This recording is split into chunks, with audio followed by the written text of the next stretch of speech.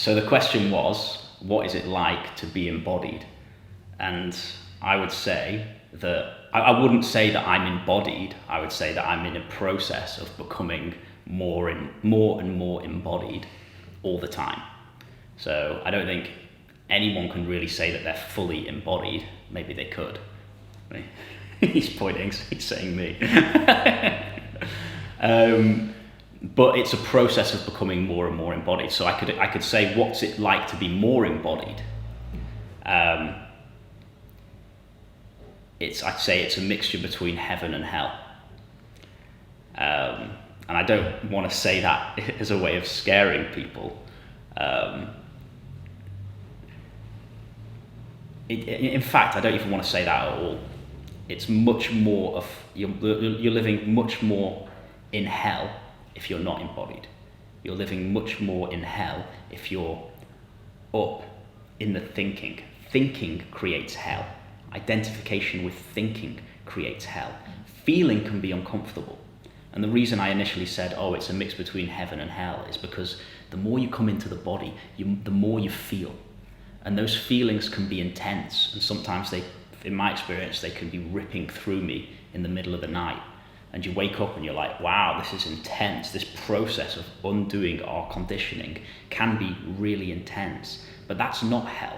Hell is when that energy unconsciously rises up into the mind and creates all of these stories and fantasies. Now that's the way that the majority of people are living. They're completely cut off to the body, and these energies, which we all have laid down in the body, are just unconsciously creating thinking, creating the reality in the mind.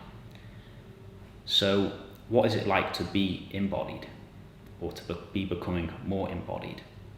Well, instead of these feelings being unconscious, they come conscious. So you become conscious of you become conscious of a lot more of these feelings within the nervous system. So right now, as I'm sitting here, I can feel an energy within my hips. I can feel an energy at the base of my spine. I can feel tension in my belly. I can feel feelings in my heart. I can feel feelings in my throat. There's a luscious fullness of energy through the whole nervous system. Now, when I was younger, before I'd done any of these practices, I didn't feel a single freaking thing in my body. It was there, but I wasn't aware of it. All I was aware of was the distress that it was causing within my mind. And now, after a long path of every day coming down into the body, feeling, breathing, experiencing what's there, yes, I feel a lot within my body. I feel a lot of energy within my body, and a lot of it can be blissful, a lot of it can be joyful, a lot of it can be peaceful, and a lot of it can be experienced as pain and stress and discomfort. But in being in the body, I'm not in that hell world in the mind.